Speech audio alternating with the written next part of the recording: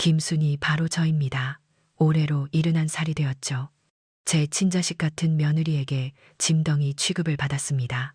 그들은 저를 요양원에 보내려 했지만 저는 아무도 예상치 못한 선택으로 그들의 제안에 답했습니다. 그러나 그 모든 뒤바뀐 현실이 찾아오기 전 나의 71해 중 대부분은 남편 박근철 씨와 함께 부산 바다가 보이는 아늑한 27평 아파트에서 더없이 평온하게 흘러가고 있었다. 창밖으로는 푸른 바다가 한눈에 들어왔고 저녁 노을이 질 때면 온 집안이 주황빛으로 물드는 그림 같은 풍경이 펼쳐졌다.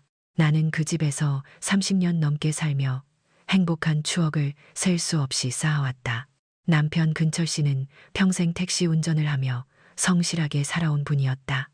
무뚝뚝하지만 속정이 깊어 늘 곁에서 묵묵히 나를 지켜주는 든든한 버팀목이었다.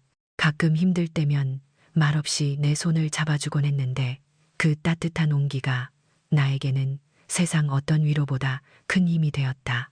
우리 부부는 서로에게 큰 기대를 하지 않으면서도 서로의 존재 자체만으로 충분히 만족하며 살았다.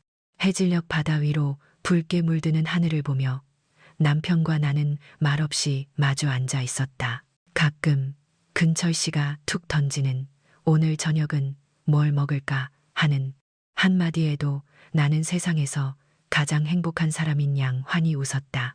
우리에게는 더 바랄 것이 없었다.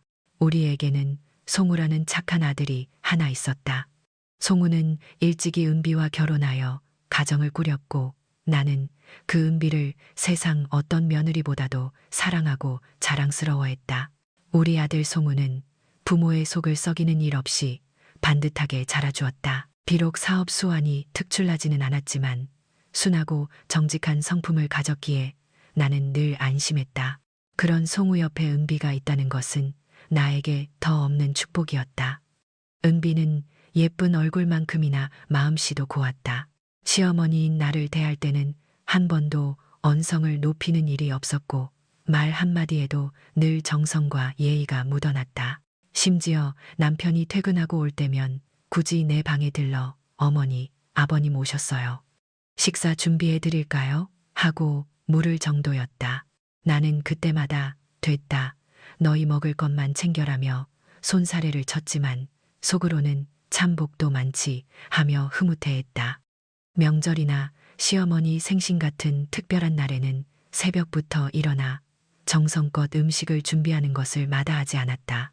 고된 노동에도 얼굴 한번 찌푸리지 않고 온 가족이 맛있게 먹는 모습을 보며 행복해하는 모습은 영락없는 천사 같았다. 주변 이웃들조차 김순 씨는 정말 복받았다. 저런 며느리 얻기 쉽지 않은데라며 칭찬을 아끼지 않았다. 나는 그때마다 겸손한 척했지만 사실 속으로는 은비에 대한 자부심이 하늘을 찔렀다. 주말에는 을의 송은의 가족이 찾아와 함께 식사를 했다. 은비는 늘 싱싱한 과일이나 반찬을 한두 가지 사들고 왔고 우리에게 건강 보조제까지 챙겨주곤 했다. 귀여운 손주 우영이 재롱을 떨면 집안은 웃음꽃으로 가득했다. 시끌벅적했지만 정겹고 따뜻한 시간들이었다. 그런 은비를 보며 나는 저런 며느리라면 늙어서도 걱정할 일 없겠다고 생각했다. 나이 들어 기댈 곳은 자식밖에 없다고들 하는데 은비는 든든한 내 편이 되어줄 것이라고 믿어 의심치 않았다. 나는 우리가 이 작은 아파트에서 오순도순 평생 행복하게 지낼 수 있을 것이라 철석같이 믿었다. 그때까지만 해도 내가 며느리에게 짐덩이 취급을 받게 될 날이 올 것이라고는 꿈에도 생각지 못했다. 하지만 평화로운 일상에 미묘한 변화의 물결이 일기 시작한 건 은비의 입에서 미용실이라는 단어가 흘러나왔을 때부터였다. 어느 날 저녁 식사 자리에서 은비는 조심스럽게 자신의 오랜 꿈을 이야기했다. 두 손을 가지런히 모으고 빛나는 눈으로 자신의 열정을 설명하는 모습은 영락없이 한 마리 백조 같았다. 어머니, 아버님, 사실 저에게는 오래전부터 꿈이 하나 있었어요. 제가 미용 기술을 배워서 저만의 작은 숍을 열고 싶다는 생각이요. 나는 은비의 말을 들으며 잠시 망설였다. 평생 누구에게도 신세 지지 않고 살아온 나였지만 며느리의 간절한 눈빛에는 그 어떤 거절도 허용되지 않는 듯했다. 게다가 은비는 단순히 하고 싶다는 말만 하는 것이 아니었다.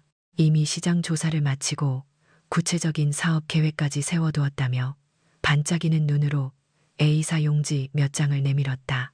그녀의 열정과 치밀함에 나는 내심 감탄했다. 은비는 자신의 미용실이 성공하면 우리 부모님께도 더 잘 해드릴 수 있을 거라며 마치 우리를 위한 일인 양열변을 토했다. 그 말을 듣는 순간 내 마음속에는 복덩이 며느리라는 확신이 더욱 깊어졌다. 남편 근철 씨와 나는 밤늦도록 고민했다. 우리에게 있는 유일한 자산은 이 27평 아파트와 은행에 넣어둔 쥐꼬리만 한 예금뿐이었다. 그 돈은 우리가 죽을 때까지 서로에게 짐이 되지 않고 조용히 살아가기 위해 평생을 아끼고 모은 우리의 노후 자금이었다. 병원비가 들 수도 있고 갑자기 무슨 일이 생길지 모르는 노년의 삶에서 그 돈은 우리에게 유일한 안전망이나 다름없었다.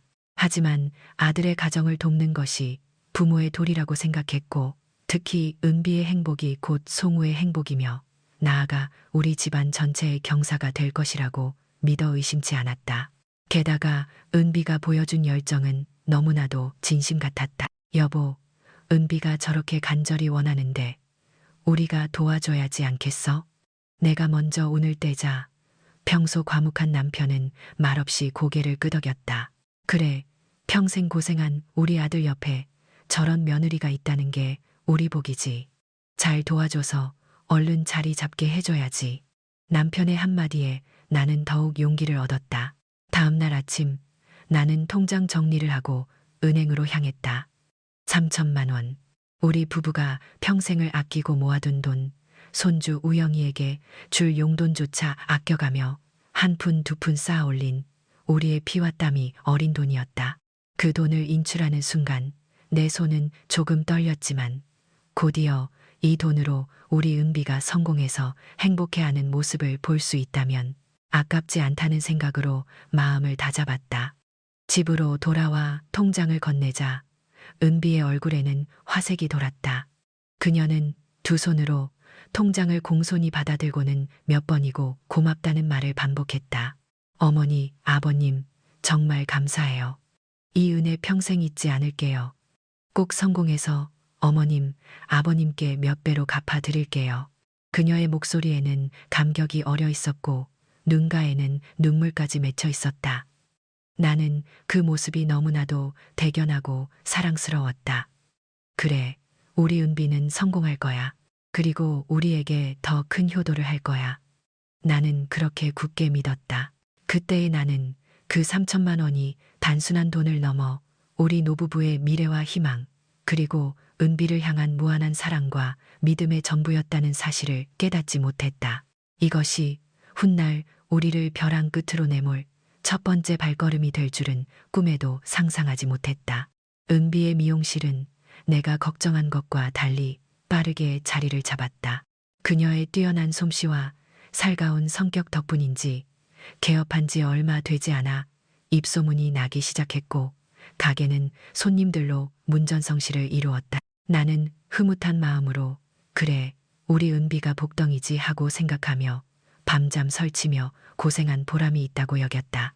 남편과 나는 아들 내외의 성공이 곧 우리의 행복이라고 굳게 믿었다.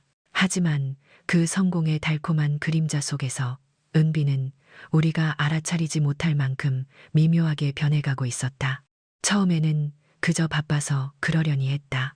주말마다 찾아오던 발길이 뜸해지고 전화를 걸어도 어머니, 지금 손님 있어서요. 나중에 다시 걸게요라며 급히 끊기 일쑤였다. 예전 같으면 남편이 퇴근하고 올 시간에 맞춰 안부 전화를 하던 은비는 이제 한 주가 지나도록 아무 연락이 없을 때도 있었다. 내가 걱정되어 먼저 전화를 걸면 그녀의 목소리에는 예전 같은 살가움 대신 어딘가 모를 짜증이 배어 있었다. 식사를 함께 할 때도 마찬가지였다. 전에는 내가 뭘 해주든 맛있게 먹고 칭찬을 아끼지 않던 은비가 이제는 숟가락만 겨우 뜨며 어머니, 죄송해요.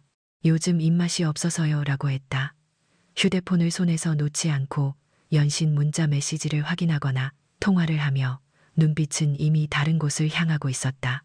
내가 말을 걸면 건성으로 대답하거나 아예 듣지 못하는 척할 때도 많았다. 나는 혹시나 내가 뭘 잘못했나 싶어 마음을 졸였지만 남편은 그저 애가 바빠서 그렇지 너무 신경 쓰지 마라며 나를 달랬다. 아들 송우 역시 아내의 성공에 들떠 있었는지 은비의 변화를 눈치채지 못하거나 혹은 못 본 척하는 듯했다. 그는 여전히 은비가 고생이 많지라고 말하며 아내를 감쌌다. 점점 더 은비는 우리를 투명 인간처럼 대하기 시작했다. 거실에 앉아 TV를 보고 있으면 은비는 우리를 본체만 채하고 송우와 나란히 앉아 자신들의 얘기만 속닥거렸다. 마치 우리가 그 자리에 없는 것처럼 말이다. 예전처럼 과일이나 반찬을 사오는 일도 없어졌고 영양제 역시 흐지부지 끊겼다.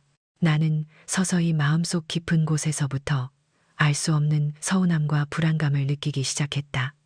정말 저렇게 바쁜 걸까? 아니면 나를 귀찮아하는 걸까? 그러던 어느 날이었다. 나는 부엌에서 저녁 준비를 하고 있었고 은비는 거실 소파에 앉아 친구와 통화를 하고 있었다. 평소처럼 웃음소리가 들려왔지만 이내 그녀의 목소리는 낮고 비밀스러운 어조로 바뀌었다.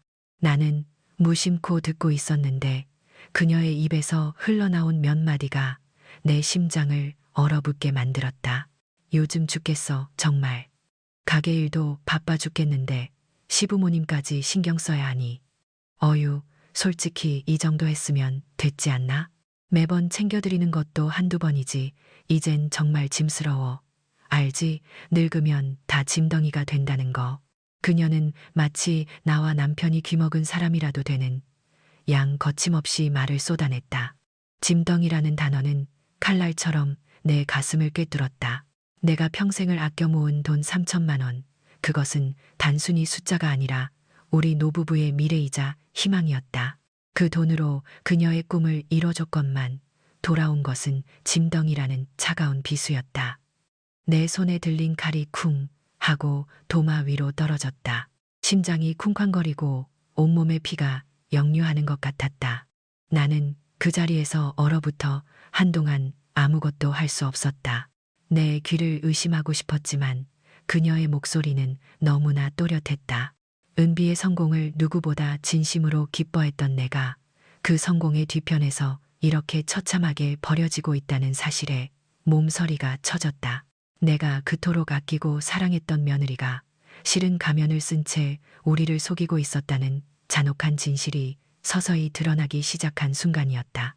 그날 이후 은비의 말 한마디 한마디, 행동 하나하나가 내게는 날카로운 파편처럼 박혔다. 짐덩이라는 단어는 내 모든 신경을 곤두세웠고 그녀가 미소를 짓거나 살가운 말을 할 때조차 그 뒤에 숨겨진 진심을 의심하게 만들었다. 내가 사랑했던 며느리는 온데간데없고 그 자리에 선 것은 계산적이고 차가운 낯선 사람이었다. 이제 은비는 우리를 투명인간처럼 대하는 것을 넘어 마치 하인 부리듯 명령하기 시작했다. 어머니, 이거 미용실에서 나온 건데 세탁 좀 해주세요. 어느 날은 젖은 수건이 가득 든 비닐봉투를 내밀었고 또 다른 날은 어머니, 이 택배 좀 받아주세요. 가게에 있을 수가 없어서요. 라며 택배를 우리 집 주소로 시키기 일쑤였다. 내가 조금이라도 꾸물거리면 그녀의 얼굴에는 미세한 짜증이 스쳐 지나갔다. 예전 같으면 꿈에도 생각지 못할 일이었다. 나는 말없이 그 봉투를 받아들거나 택배를 수령했지만 마음속에는 천길 낭떠러지가 열리는 듯한 서운함과 배신감이 휘몰아쳤다. 우리가 준 3천만 원, 그 돈은 그녀의 꿈을 위한 희생이었는데 이제 나는 그 꿈의 뒤치다꺼리를 하는 존재로 전락한 것이었다. 남편 근철 씨도 은비의 변화를 알아차리고 있었다. 그는 말없이 내 옆에 앉아 한숨을 쉬거나 가끔은 씁쓸한 표정으로 은비를 바라보곤 했다. 예전 같으면 은비야, 그렇게 하는 건 좀 그렇지 않니? 하고 한마디 했을 남편이었지만 이제는 모든 것이 조심스러웠다. 혹시라도 아들 부부와의 불화가 커질까봐 침묵을 지키는 것 같았다. 그 침묵은 나에게 더 큰 고통으로 다가왔다. 사소한 일에도 부딪히는 일이 잦아졌다. 내가 우영이 옷이 더러워졌다며 손으로 조물조물 빨아주면 은비는 요즘 누가 손빨래를 해요. 어머니, 그냥 세탁기에 넣으세요라며 귀찮다는 듯 손사래를 쳤다. 내가 아들 송우의 건강을 위해 정성껏 만든 반찬을 내놓으면 어머니, 송우 씨가 이런 거 싫어하는 거 아시잖아요.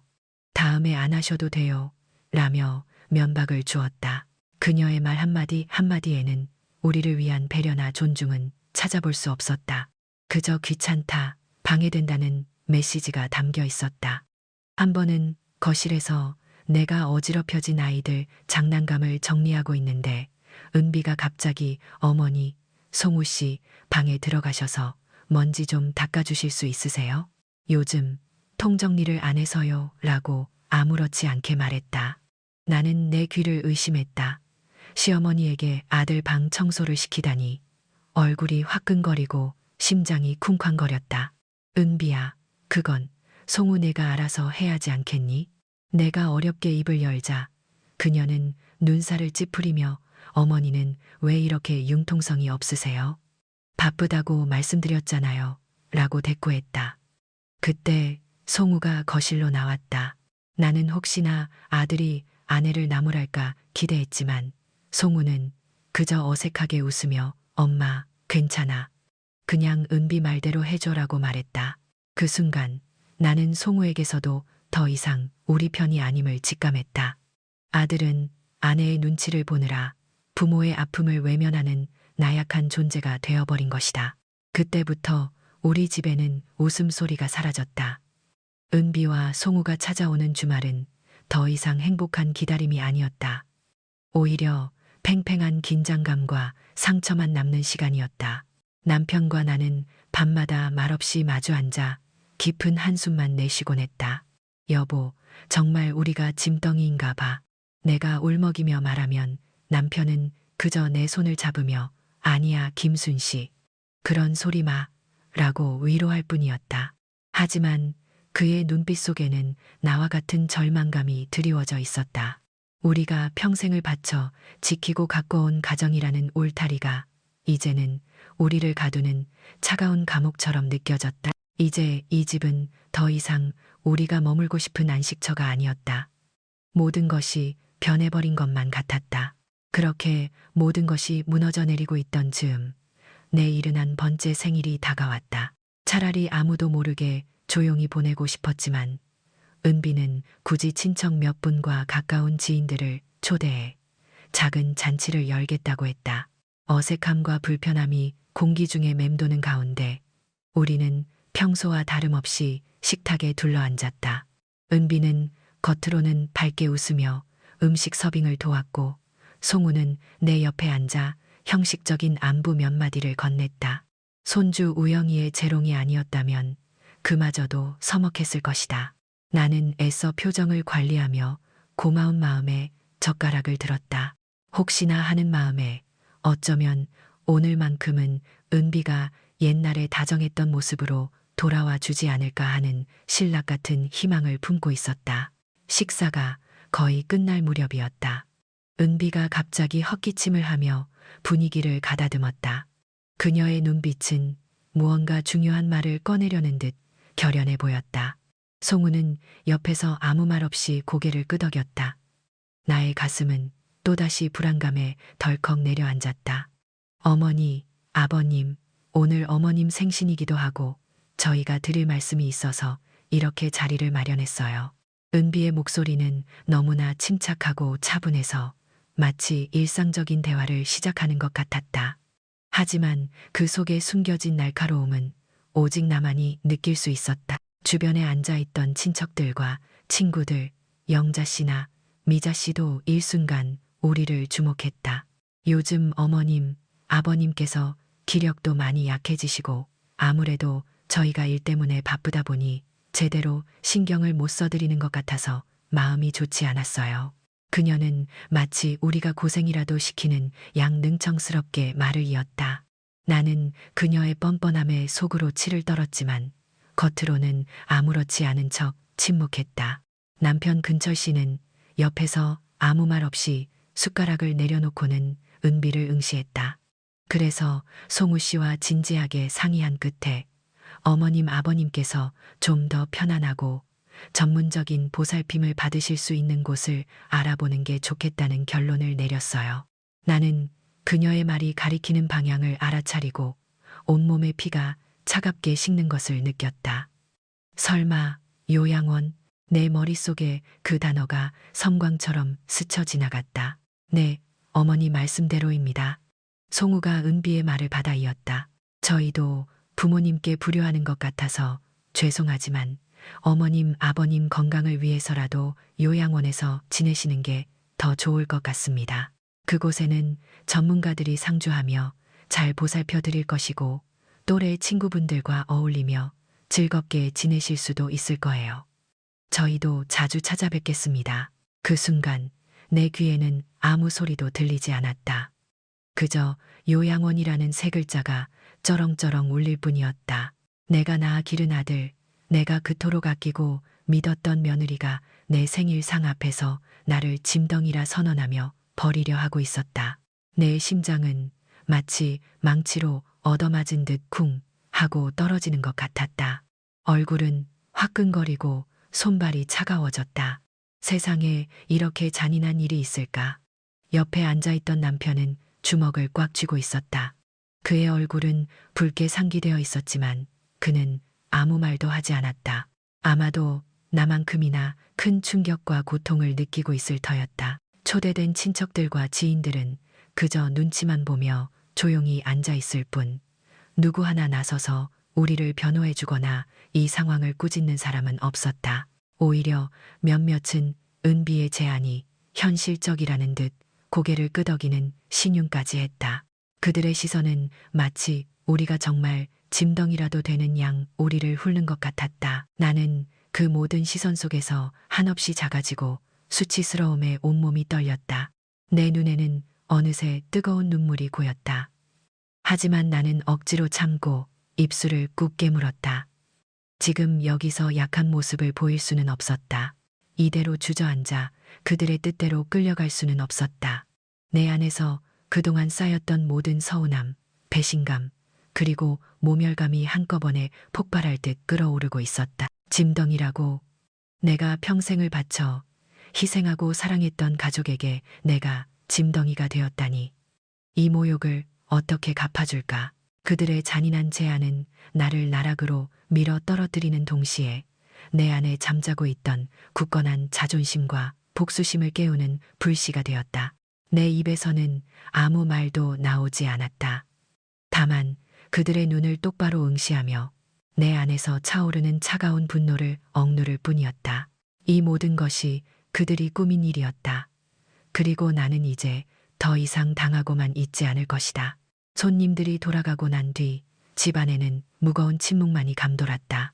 남편은 여전히 굳게 쥔 주먹을 풀지 못한 채 멍하니 허공을 응시했다. 내 눈에서도 참았던 눈물이 기어이 터져 나왔다. 평생을 지켜온 자부심이 산산이 부서지는 고통이었다. 내가 낳아 기른 자식에게, 내가 그토록 아끼고 믿었던 며느리에게 짐덩이 취급을 받다니. 세상에 이런 모욕이 또 있을까? 내게 남아있던 마지막 희망마저 산산조각 나는 듯했다. 온몸에 힘이 쭉 빠져나가 침대 위로 주저앉았다. 하지만 그 눈물 속에는 절망뿐만이 아니었다. 바닥까지 떨어진 자존심은 차가운 불꽃을 피워 올렸다. 이대로 끝낼 수는 없었다. 그들이 나를 짐덩이라 부르며 내 삶을 멋대로 결정하게 둘 수는 없었다. 내가 흘린 땀과 눈물로 일궈온 이 삶을 그들에게 농락당하게 둘 수는 없었다. 나는 남편의 손을 잡았다. 그의 손도 차갑게 식어 있었지만 굳게 쥔 손에서는 미약하게 남아 떨림이 느껴졌다. 밤늦도록 남편과 나는 말없이 마주 앉아 있었다. 길고 긴 침묵 끝에 남편이 쉰 목소리로 입을 열었다. 김순 씨, 우리가 이렇게 당하고만 있을 수는 없지 않나? 그의 말은 내 마음속 깊이 숨어있던 불씨를 다시 지폈다. 우리는 평생 누구에게도 짐이 되지 않으려 했었고 늘 스스로의 삶을 책임져 왔다. 그랬던 우리가 이제 와서 자식들에게 버림받을 수는 없었다. 우리는 부부가 아닌 같은 상처를 입은 동지로서 서로를 마주 보았다. 문득 얼마 전 최 아저씨가 해줬던 말이 떠올랐다. 이웃에 살며 늘 우리에게 따뜻한 조언을 아끼지 않던 최 아저씨는 항상 세상이 변했으니 노인들도 자신의 권리를 알아야 한다고 강조하곤 했다. 김순 씨, 이제는 자식들에게 무작정 퍼주기만 하는 시대는 지났어요. 부모도 사람이고 자신의 행복을 찾을 권리가 있습니다. 혹시라도 나중에 자식들이 부모를 함부로 대하거나 재산을 노리거든 법적으로 보호받을 방법도 다 있어요. 그때는 그저 흘려들었던 말이었는데 지금 이 순간 그 말들이 마치 등불처럼 내 앞을 밝히는 듯했다. 그래, 우리는 짐덩이가 아니다. 우리는 우리 스스로의 삶을 지켜낼 힘이 있다. 그들의 제안은 우리에게 절망을 주었지만 동시에 새로운 길을 열어주는 계기가 될 수도 있었다. 더 이상 그들의 눈치를 보며 살 필요가 없다는 깨달음은 나에게 알 수 없는 자유로움을 안겨주었다. 우리는 그들의 뜻대로 요양원에 끌려갈 것이 아니라 우리 스스로 가장 행복한 삶을 선택할 수 있어야 했다. 그리고 그 선택은 그들이 상상조차 하지 못할 방식으로 이루어져야만 했다. 남편과 나는 서로의 눈을 깊이 들여다봤다. 그 눈빛 속에는 슬픔과 분노, 그리고 무엇보다 강한 결의가 담겨 있었다. 여보, 우리가 이 집을 팔아요. 내 입에서 불쑥 튀어나온 말이었다. 남편은 잠시 눈을 크게 떴지만 이내 고개를 끄덕였다. 그래, 그렇게 합시다. 그의 목소리에는 단호함이 배어 있었다. 이 30년 된 아파트, 우리의 추억이 고스란히 담긴 이곳을 팔아버리고 그들이 결코 넘볼 수 없는 곳에서 우리만의 삶을 시작하는 것. 그것이 그들의 오만하고 잔인한 제안에 대한 우리의 대답이 될 것이었다. 우리는 비록 늙었지만 결코 나약한 존재가 아니었다. 우리가 가진 마지막 자존심을 걸고 그들보다 더 현명하고 강인하게 맞설 때가 온 것이다. 이 모든 것을 그들 몰래 아주 조용하고 은밀하게 준비해야 했다. 그래야만 했다. 다음 날 아침 일찍 우리는 최 아저씨에게 추천받았던 정 법무사를 찾아갔다. 그의 사무실 문을 열고 들어서는 순간까지도 심장은 불안하게 쿵쾅거렸지만 굳게 맞잡은 남편의 손에서 단단한 온기가 전해져 왔다. 법무사는 우리의 이야기를 차분히 듣더니 고개를 끄덕이며 설명하기 시작했다. 우리가 가진 자산을 법적으로 안전하게 보호하고 자식들이 함부로 손댈 수 없도록 할 방법이 분명히 있다고 했다. 특히 매각 대금을 신탁 계좌로 관리하거나 우리 명의로만 보관하는 등 여러 방안을 제시하며 불안해하던 우리 마음을 안정시켜 주었다. 더 이상 우리가 짐덩이가 아닌 온전한 권리를 가진 존재라는 사실을 확인받는 순간이었다. 그에게서 용기와 확신을 얻고 나서야 우리는 비로소 첫걸음을 제대로 내디딘 기분이 들었다. 정 법무사와의 상담을 마친 후 우리는 곧바로 부동산 중개인 김 대표님을 만났다. 30년 넘게 살았던 아파트를 판다는 사실이 아직 실감나지 않았지만 우리는 흔들리지 않았다. 김 대표님은 우리의 상황을 듣고는 최대한 디스크릿하게 진행하겠다고 약속했다. 자식들에게 알려지지 않도록 조용하고 신속하게 절차를 밟아주겠다는 그의 말에 우리는 안도했다. 아파트 시세는 우리가 생각했던 것보다 높았다. 낡은 아파트였지만 해운대 바다가 한눈에 보이는 조망 덕분에 가치가 제법 있었다. 이 돈이면 남은 노년을 충분히 풍족하게 보낼 수 있을 거라는 확신이 들었다. 복잡한 서류 작업과 절차들을 김 대표님이 능숙하게 처리해주자 우리는 한결 마음이 놓였다. 며칠 후 우리는 조심스럽게 경주 힐스 실버타운을 방문했다. 며느리 은비가 말했던 요양원과는 차원이 달랐다. 입구부터 느껴지는 고급스러운 분위기와 깔끔하게 정돈된 조경은 마치 어느 휴양지에 온 듯한 착각을 불러일으켰다. 안내를 받아 시설을 둘러보자 더욱 놀라웠다.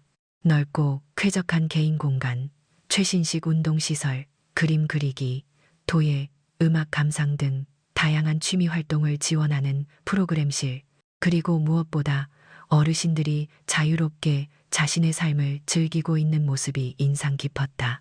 억지로 활기찬 척하는 것이 아니라 진심으로 행복해 보이는 얼굴들 속에서 우리는 잊고 지냈던 자유와 존엄이라는 단어를 떠올렸다. 탁 트인 통창 너머로 푸른 숲과 작은 호수가 보이는 카페에 앉아 남편과 나는 따뜻한 차를 마셨다. 은비가 우리를 보내려 했던 곳이 갇힌 듯한 요양원이었다면 이곳은 진정한 실버타운이었다. 우리는 이곳에서 새로운 친구들을 사귀고 배우고 싶었던 것을 배우며 그동안 가족을 위해 포기했던 우리만의 시간을 되찾을 수 있을 것 같았다. 짐덩이 취급을 받으며 눈치 보지 않아도 되는 곳, 오히려 우리의 존재 자체가 존중받는 곳. 나는 남편과 눈빛을 교환했다. 말없이 주고받은 눈빛 속에서 우리는 같은 답을 찾았다. 바로 이곳이었다. 우리가 남은 생을 존엄하게 그리고 행복하게 살아갈 수 있는 곳. 더 이상 누군가의 짐이 아닌 우리 스스로가 인생의 주인이 되는 삶을 시작할 수 있는 곳이었다. 우리의 결정은 확고했다. 더 이상 지체할 필요가 없었다. 우리는 미룰 수 없는 결정을 내렸고 곧바로 행동에 옮겼다. 김 대표님의 도움으로 아파트 매매는 일사천리로 진행되었다. 계약서에 서명하던 날, 내 손은 미세하게 떨렸다. 이 집은 단순히 비바람을 막아주는 거주 공간이 아니었다. 남편과 내가 젊은 시절의 열정과 눈물로 일궈낸 삶의 터전이자 송우를 낳아 기른 추억이 켜켜이 쌓인 우리의 전부였다. 창밖으로 보이던 해운대 바다, 매일 아침 남편이 출근하며 나를 향해 손 흔들던 모습, 송우가 어린 시절 작은 방에서 장난감 병정들과 놀던 소리, 은비가 처음으로 우리에게 어머니, 아버님이라고 살갑게 부르던 그 순간까지 30년의 세월이 주마등처럼 스쳐 지나갔다.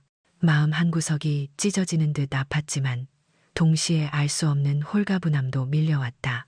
이제 더 이상 이 공간에 얽매여 그들의 눈치를 보지 않아도 된다는 해방감이었다. 우리는 우리가 선택한 새로운 삶으로 나아가고 있었다. 우리는 며칠에 걸쳐 짐을 정리하고 포장하기 시작했다. 모든 것은 소리 없이 은밀하게 이루어졌다. 송우와 은비에게는 우리가 여전히 그 자리에서 그들의 짐덩이로 살아가고 있는 것처럼 보여야 했다. 평소와 다름없는 표정으로 안부를 묻는 전화를 받고 그들의 방문에도 태연히 응대했다. 작은 물건 하나하나를 박스에 담을 때마다 지난 세월의 흔적들이 손끝에 잡히는 듯했다.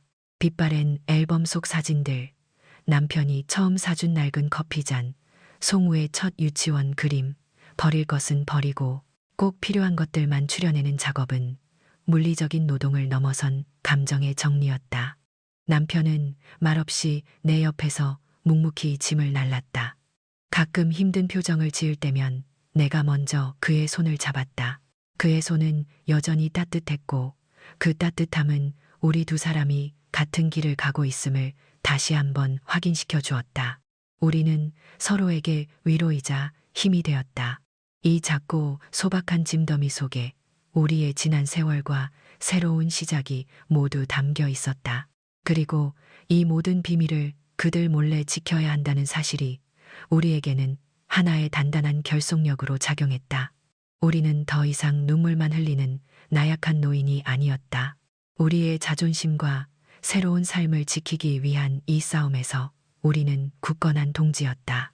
그렇게 비밀리에 모든 준비를 마치고 마침내 우리는 송우와 은비를 집으로 불렀다. 주말 저녁이었지만 평소처럼 편안한 분위기는 아니었다. 어색하고 팽팽한 침묵이 거실을 가득 채웠다. 은비는 여전히 우리를 짐짝 취급하듯 건성으로 인사를 건넸고 송우는 불편한 기색이 역력한 채 소파에 앉았다. 그들의 무심한 태도에 가슴속에서 차가운 불씨가 다시금 타올랐다. 남편과 나는 굳게 마음먹고 서로의 손을 잡았다. 이제 더 이상 물러설 곳은 없었다. 내가 먼저 입을 열었다. 내 목소리는 뜻밖에도 차분했고 그 어떤 망설임도 담겨 있지 않았다. 송우야, 은비야, 너희가 우리를 요양원에 보내려 한다는 말 잘 들었다. 내 말이 끝나기가 무섭게 은비의 얼굴은 순간적으로 굳어졌다. 그녀의 눈은 불안하게 흔들렸고 송우는 옆에서 굳은 표정으로 우리를 번갈아 쳐다봤다. 그들의 얼굴에는 당황스러움과 함께 불쾌함이 스쳐 지나갔다. 우리가 그들의 계획을 알고 있다는 사실에 놀란 기색이 역력했다. 하지만 우리는 너희가 원하는 곳으로 가지 않을 거다. 내가 말을 이어가자 은비는 침을 꿀꺽 삼키며 입술을 깨물었다. 우리는 우리가 직접 선택한 곳으로 갈 것이다. 그리고 마지막 한마디가 거실을 산산조각냈다. 그리고 이 아파트는 우리가 팔았다. 쿵, 내 손에 들린 찻잔이 바닥으로 떨어질 뻔했다. 나는 간신히 찻잔을 붙잡았지만 거실을 가득 채운 충격은 피할 수 없었다. 은비의 얼굴은 순간적으로 핏기 하나 없이 창백해졌다. 그녀의 눈은 갈 곳을 잃은 듯 허공을 헤매다가 곧이어 경악과 분노로 이글거렸다. 입이 벌어졌지만 아무 소리도 내지 못하고 파르르 떨리는 모습은 흡사 금방이라도 터질 것 같은 화산 같았다. 무슨 말씀이세요, 어머니? 아파트를 팔다니요? 말도 안 돼요. 은비의 목소리는 격앙되어 있었고 그녀의 분노는 순식간에 거실을 집어삼켰다. 그녀는 벌떡 일어서서 우리를 향해 삿대질을 할 기세였다. 옆에 앉아있던 송우 역시 상황의 심각성을 그제야 깨달은 듯 당황스러움과 혼란스러움이 뒤섞인 표정으로 입을 쩍 벌렸다. 나는 그녀의 격분을 아랑곳하지 않고 차분하게 말을 이어갔다. 내가 우리를 짐덩이 취급하며 내쫓으려 했을 때 우리는 이미 새로운 삶을 선택하기로 결정했단다. 내 목소리에는 단호함이 배어 있었다. 우리는 경주 힐스 실버타운으로 갈 것이다. 너희가 말한 요양원과는 차원이 다른 곳에서 우리만의 행복을 찾아 살 것이다. 은비는 마치 온몸에 피가 역류하는 듯 얼굴이 새빨개졌다가 다시 파랗게 질렸다. 그녀의 눈빛은 마치 모든 것을 잃어버린 사람처럼 공허했다. 우리에게서 뜯어내려 했던 아파트와 재산이 한순간에 물거품처럼 사라졌음을 깨달은 그녀의 절망감이 역력했다. 내가 평생 모은 돈 3천만 원으로 그녀의 꿈을 이뤄줬건만 그녀는 우리의 노후마저 앗아가려 했다. 이제 그 꿈의 기반 자체가 사라진 것이었다. 엄마, 아빠, 정말이에요? 송우는 힘없이 중얼거렸다. 그의 얼굴에는 뒤늦은 후회와 어찌할 바를 모르는 당황스러움이 뒤섞여 있었다. 그는 아내의 눈치를 보느라 부모를 외면했던 자신의 나약함이 불러온 결과에 직면한 듯했다. 나는 남편의 손을 더욱 굳게 잡으며 말했다. 그래, 송우야, 우리는 이제 너희의 짐이 아니다. 우리는 우리 스스로의 인생을 찾아갈 거다. 내 눈은 그들의 충격과 분노 속에서 비로소 진정한 평화를 찾았다. 30년간 짊어졌던 짐을 내려놓는 듯한 홀가분함이었다. 이 순간 나는 그들이 우리에게 안겨준 모욕을 우리 스스로의 자유와 존엄을 되찾는 것으로 갚아주고 있었다. 그들의 눈에는 분노와 배신감이 가득했지만 나의 마음속에는 더 이상 미움이나 슬픔이 남아있지 않았다. 오직 새로 시작될 삶에 대한 기대감과 우리가 스스로 만들어낸 이 결말에 대한 뿌듯함만이 가득할 뿐이었다. 우리의 새로운 여정이 시작되던 그 무렵 송우와 은비의 삶에는 먹구름이 드리워지기 시작했다. 우리가 경주로 떠나온 후 한동안 소식이 뜸했지만 세상의 소문은 굳이 찾지 않아도 귀에 들어오기 마련이었다. 친했던 영자 씨나 미자 씨에게서 간간히 전해져 오는 이야기는 처음에는 믿기지 않을 정도였다. 은비의 미용실이 예전 같지 않다는 말이었다. 우리가 투자했던 3천만 원은 물론 가게 운영에 필요한 자잘한 뒷바라지까지 전부 우리 몫이었다는 것을 새삼 깨달았다. 은비는 그저 겉으로 드러나는 화려함에만 치중했을 뿐 실제로는 경영 능력이나 손님과의 관계를 진정으로 관리할 줄 몰랐던 것이다. 우리가 떠난 후 그녀의 미용실은 손님들이 눈에 띄게 줄어들기 시작했고 채 반년도 되지 않아 문을 닫았다는 소식이 들려왔다. 그토록 자랑스러워하던 간판이 쓸쓸히 내려지는 모습을 상상하니 마음 한구석이 씁쓸해지는 것은 어쩔 수 없었다.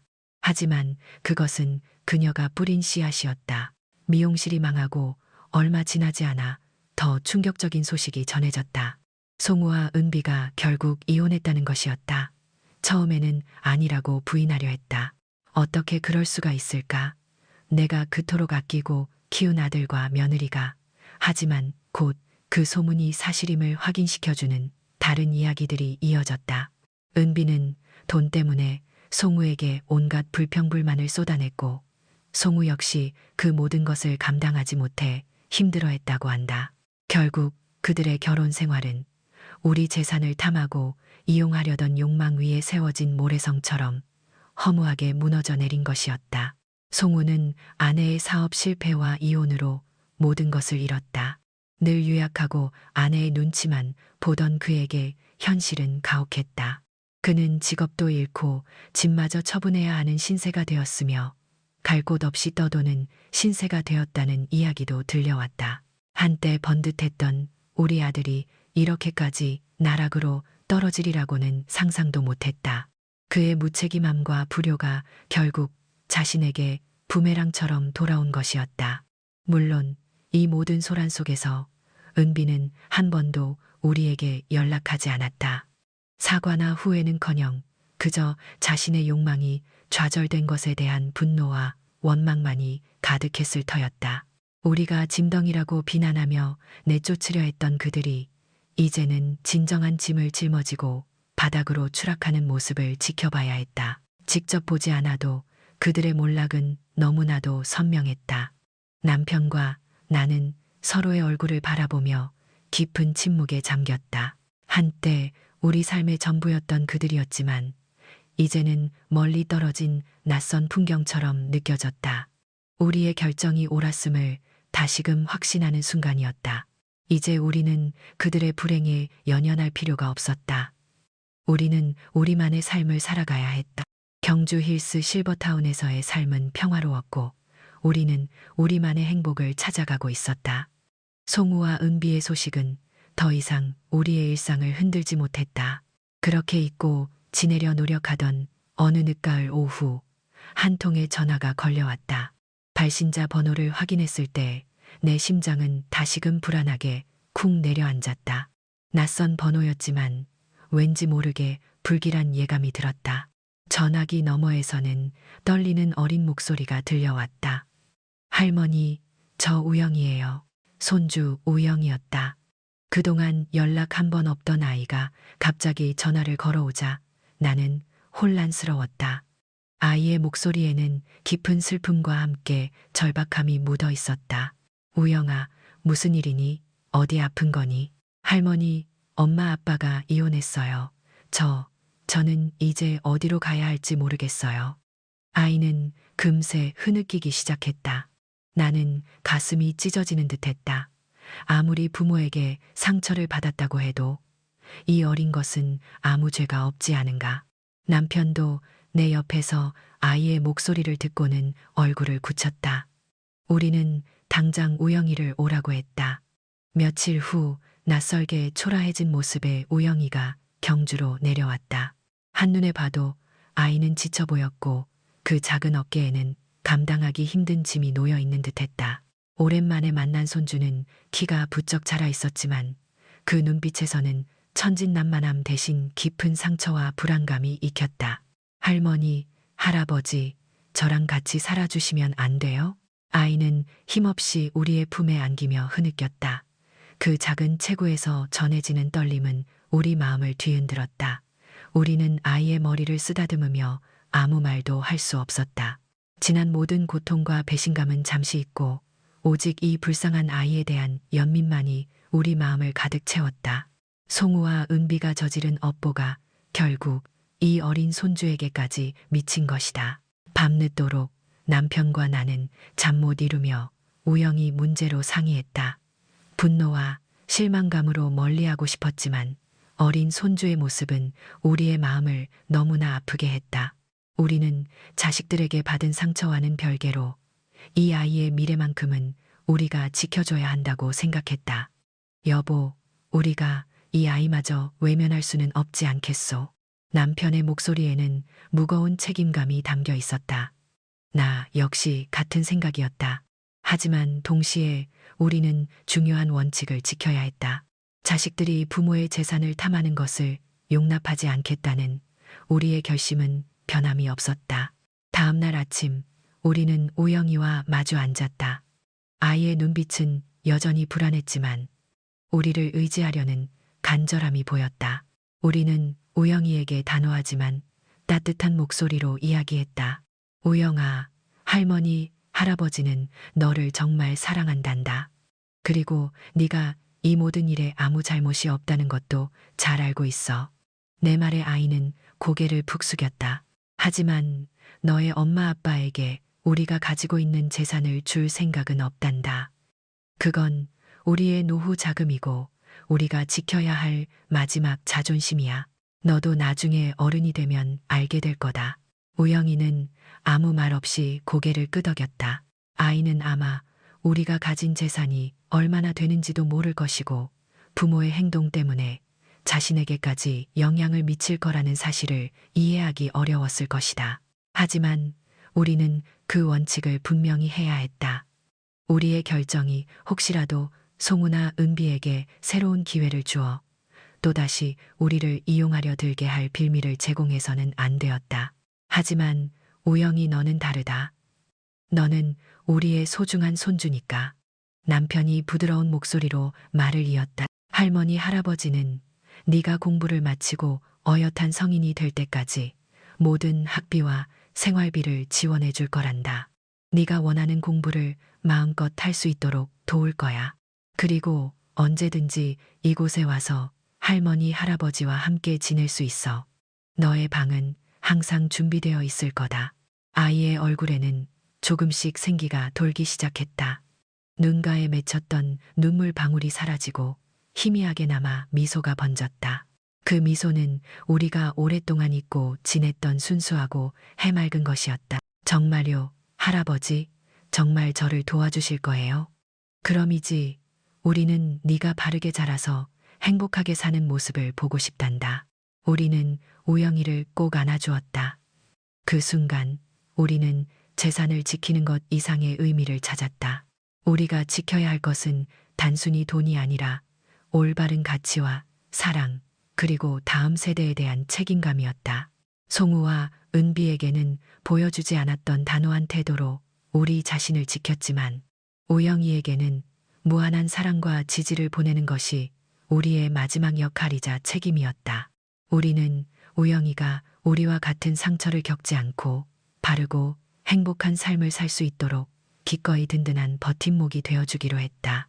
경주 힐스 실버타운의 아침은 부산의 아파트에서 맞이하던 그것과는 완전히 다른 공기를 품고 있었다. 창밖으로 짙푸른 소나무 숲이 펼쳐졌고 지저귀는 새소리가 알람처럼 우리를 깨웠다.